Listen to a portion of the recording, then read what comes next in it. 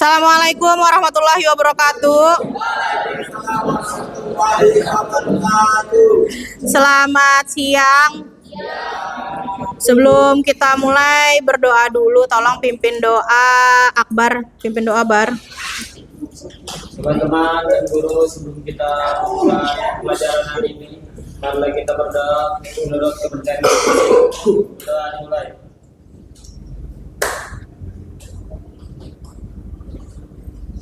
Doa selesai. Amin. Makasih Akbar. Oke deh, Ibu lanjut. Absen dulu ya. Tanggal 20.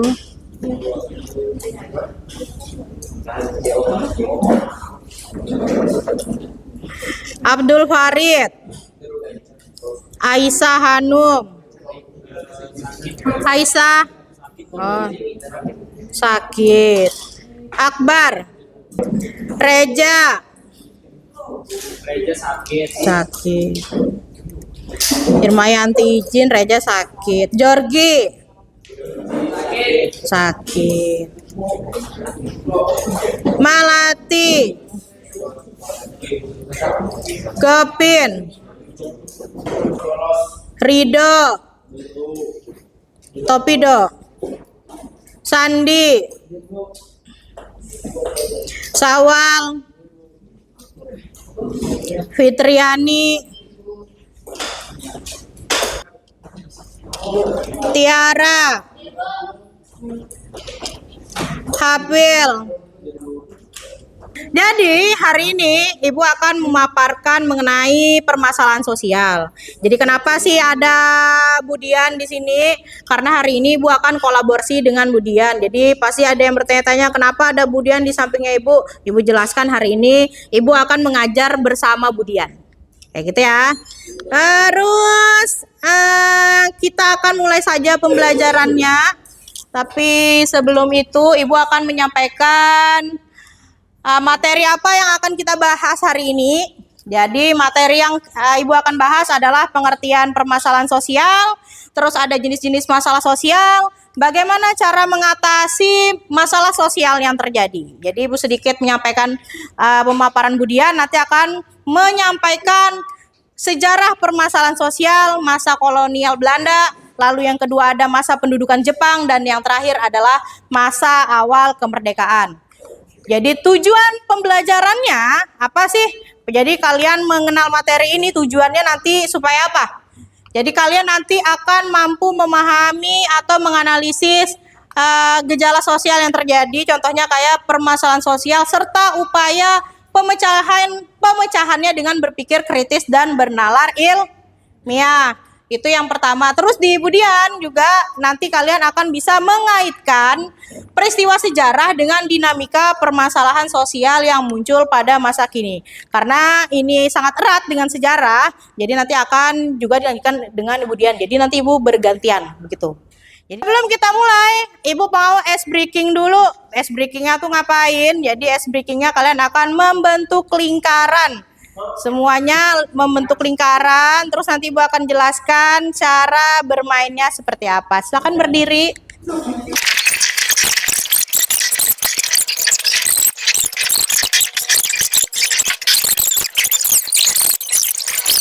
Tahu? Oke, ada siap? Oke.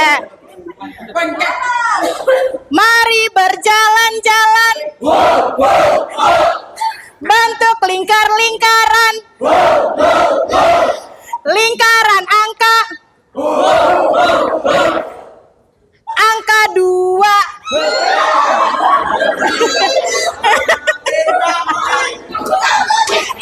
Sama Gopin. Sama Gopin. Oke, kita sekali lagi. Kayaknya kurang simpel, cuma sekali doang. Sekali lagi ya. Jangan ngolok. Jangan ngolok-ngolok, dah boleh. Kita mulai lagi. Udah pegangan sama temennya. Oke. Tidak apa-apa juga. Sudah mulai ya? Mari berjalan-jalan. Bentuk lingkar-lingkaran. Lingkaran angka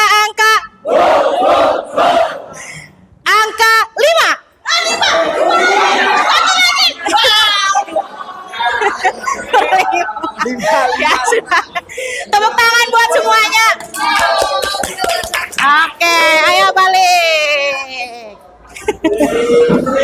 Jadi kita sudah ice breaking tadi. Kita lanjut ke pemaparan materi. Silakan videonya ditonton ya. Pemirsa, fenomena urbanisasi pasca Lebaran nampaknya tak akan pernah berhenti atau bahkan sulit untuk dihindari. Hal itu tak lain karena masyarakat tentu ingin mencari penghidupan yang lebih baik. Dalam fact check kita kali ini, kami akan ulas laju urbanisasi Indonesia hingga akibat yang mungkin timbul dari perpindahan warga yang berasal dari desa menuju ke kota. Kita mulai dari gambaran luasnya, yaitu laju urbanisasi di Indonesia dari tahun 2005 sampai tahun 2050. Di tahun 2005 ternyata diperkirakan jumlah masyarakat di desa dan di kota ini sama, yaitu sebesar 110 juta jiwa.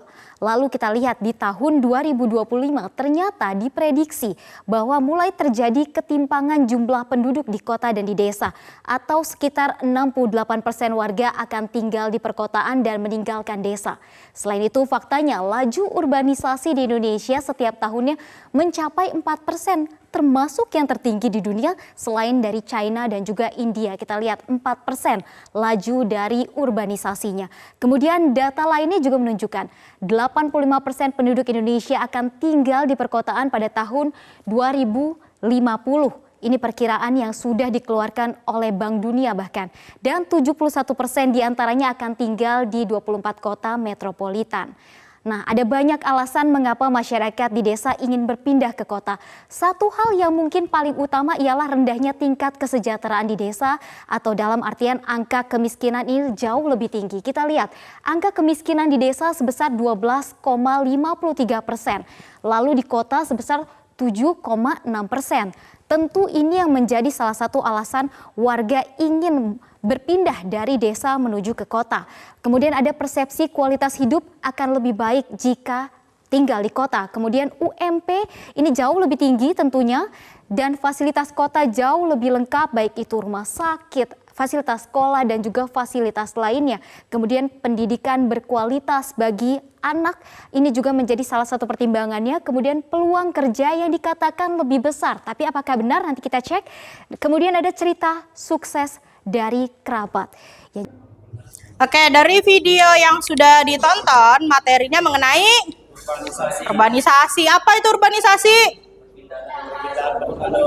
Perpindahan penduduk desa ke kota yang berefek, ada negatifnya. Apa efek negatifnya? Miskinan yang diakibatkan bertambahnya penduduk, akhirnya bisa saja kalau skillnya tidak mumpuni jadinya pengangguran. Jadi itu akan jadi pembelajaran sedikit mengenai masalah sosial yang terjadi di Indonesia saat ini. Selanjutnya akan dijelaskan oleh Ibu Dian mengenai latar belakang sejarah permasalahan sosial. Latar belakang permasalahan sosial pada masa kolonial. Sudah belajar masa kolonial? VOC, tahu VOC? Sudah belajar? Sudah, oke. Nah, tadi yang disampaikan Bu Eka itu sebenarnya kalau misalkan kelas 10 sudah belajar, peristiwa sejarah itu peristiwa yang berulang. Ada peristiwa sejarah itu yang berulang, tapi di luar daripada yang sifatnya itu seperti kemerdekaan dan lain sebagainya. Jadi permasalahan sosial pada masa kolonial itu juga sudah pernah terjadi. Nah, bagaimana bentuk terjadinya? Jadi seperti yang kalian lihat di video tadi, salah satu contohnya, Ibu juga menyaksikan bahwasannya kemiskinan. Kemiskinan itu merupakan permasalahan sosial paling besar, paling tinggi, paling banyak terjadi, apalagi di Indonesia. Apalagi kita ini negara yang tergolong negara berkembang. Nah, pada masa di sejarah ya, pada masa kolonial itu kan berarti zamannya Belanda perpindahan ke Jepang. Nah, itu ada peristiwa permasalahan sosial. Nah, di sini Ibu ambil itu lumayan banyak ya. Kita sebelum ke latar belakangnya, ke sejarahnya dulu. Jadi yang pertama itu ada latar belakang permasalahan sosial di bidang ekonomi. Nah, di bidang ekonomi ini ada yang tahu sistem tanam paksa atau Klur-Tur-Stel-Sel. Kerja rodi, kerja paksa. Pernah dengar? Pernah. Itu merupakan sistem tanam paksa, kerja yang dipaksakan. Nah, apa sih sistem tanam paksa ini? Bagaimana sistem kerjanya?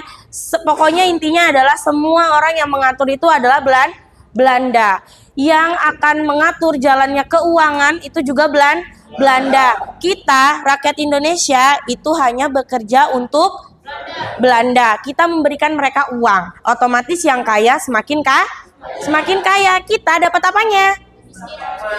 Kita dapat kemiskinannya. Jadi kita ini tetap miskin, ya. Itu kemiskinan berarti berkaitan dengan ekonomi. Karena banyaknya orang-orang Belanda tadi di video juga Ibu notice. Jadi dari omongan tadi ya, dari omongan. Jadi orang Belanda yang sudah sukses di Indonesia itu juga menimbulkan perasaan dari kawan-kawan Belanda yang lain untuk ke Indonesia. Untuk ngapain? Mencari uang. Bukan mereka mencari kerjaan, kita yang bekerja. Mereka mencari uang. Pekerjaan mereka hanya menyuruh dan menuntut kita. Seperti itu. Nah, di sini ada latar belakang permasalahan sosial pada masa kolonial. Yang pertama Ibu ambil itu adalah pertumbuhan kota-kota besar. Sebelum menjadi 38 provinsi, kita ada berapa provinsi dulunya? Waktu di zaman kolonial. 8 provinsi. Dulu itu kota paling besar, pusat kejayaan masa POC itu di Batavia. Sekarang namanya Jakarta. Jadi dulu itu kota besar yang ada di Indonesia itu ada 8. Salah satunya adalah Batavia. Batavia ini adalah pusat pemerintahan pertamanya VOC. VOC apa deh? Organisasi dagang itu ya. Jadi ketimpangan sosial atau permasalahan sosial di sejarah yang paling besar itu di permasalahan ekonomi. Kenapa bisa ada urbanisasi? Karena mereka itu tempat yang mereka tinggali terdampak penjajahan. Oke. Saya kembalikan ke Ibu Eka.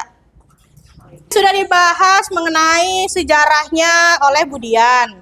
Sudah paham walaupun kelihatan dari wajahnya nih kayaknya si Fitri.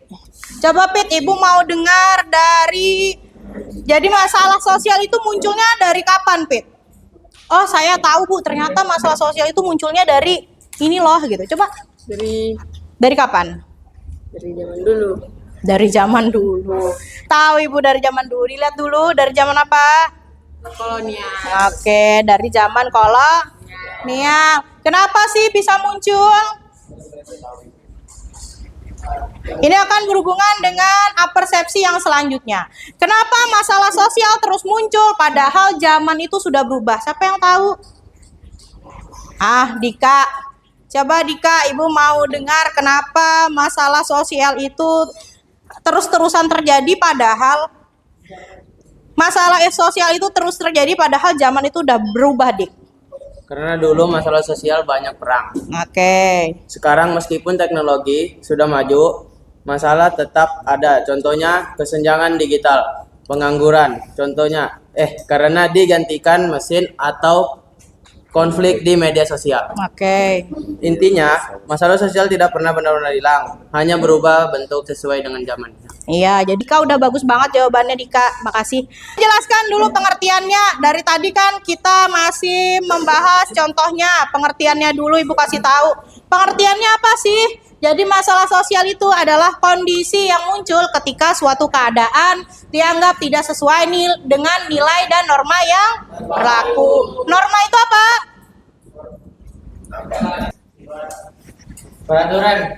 Peraturan. Pinter, siapa yang jawab? Aku.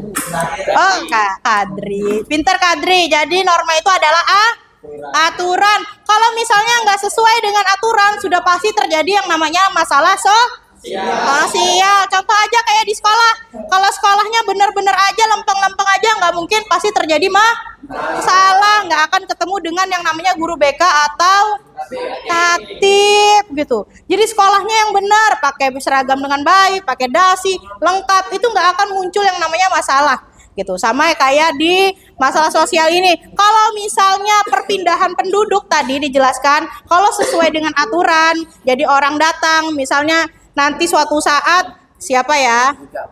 Misalnya Andri, suatu saat dia pengen pindah ke kota, tapi dia nggak punya skill, dia tidak punya kemampuan yang bisa membantu dia untuk bisa mencari pekerjaan.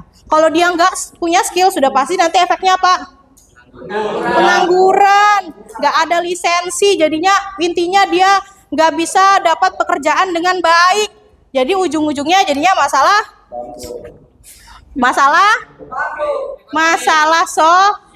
sosial. Karena itu Ibu lanjut akan menjelaskan mengenai faktor penyebab masalah sosial. Apa yang bikin masalah sosial itu terjadi? Jadi yang pertama karena ekonomi. Faktor yang kedua apa? Budaya. Apa itu budaya, Melati? Pergeseran nilai dari budaya lokal dapat memicu konflik antar generasi dan ketidakseimbangan sosial. Oke, tadi sudah disinggung sama Ibu Dian mengenai apa? Kesenjangan sosial. Artinya apa? Kesenjangan sosial artinya ketidakseimbangan. Dilihat dari stratifikasi sosial, ada kaum yang tadi dijelaskan, ada kaum apa? Belanda tuh namanya apa?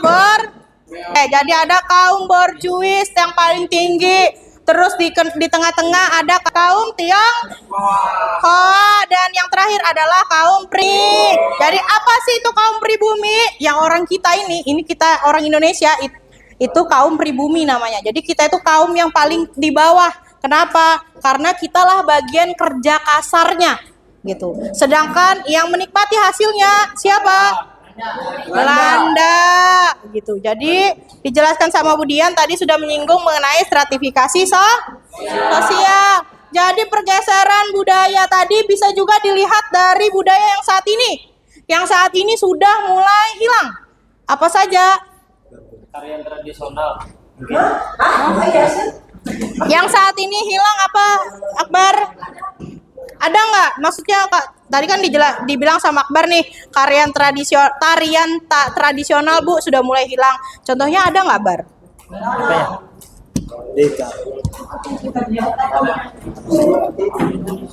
Nah, oke. Ibu jelaskan dulu sedikit deh.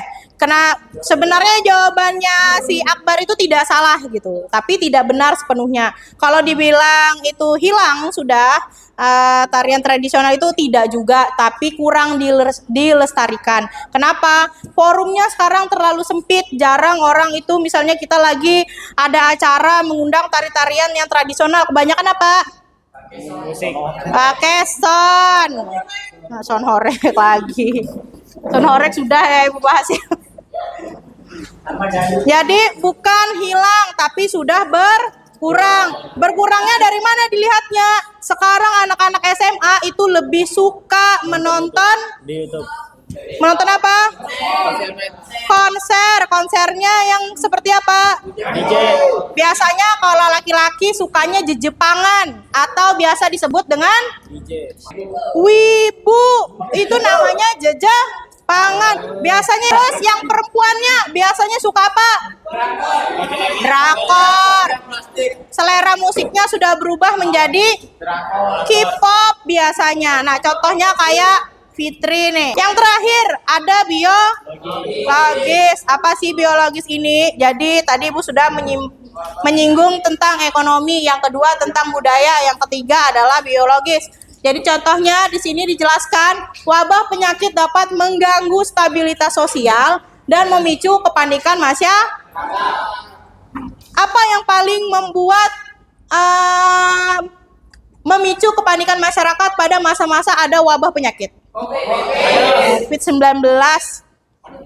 Jadi munculnya dari tahun 2019, cuma boomingnya pada saat kasus pertama itu muncul di tahun berapa? 2020 bulan Maret. Ibu ingat banget pada masa itu lagi ujian, terus katanya libur 2 minggu, ternyata 2 tahun. Perhatian. Oke, Ibu punya refleksi satu refleksi dari tadi yang sudah dijelaskan sama Ibu sendiri dan Ibu Dian. Pasti kalian sudah banyak melihat masalah sosial yang terjadi pada masa lalu hingga masa ini. Jadi Ibu pengen tahu menurut kalian secara personal atau secara individu, masalah apa yang menurut kalian yang paling kompleks? Kayaknya Satu aja, pilih satu, terus berikan saran kamu cara mengatasinya bagaimana. Seperti yang Ibu bilang, ini dibebaskan. Jadi menurut pendapat kalian, sudah paham? Di pendapatnya kalian di sini silahkan ditulis namanya. Nanti akan ditempel di depan. Ada tuh refleksi individu. Satu orang satu. Dapat kita kan, Bu? Ya. Soalnya ada di sini nih.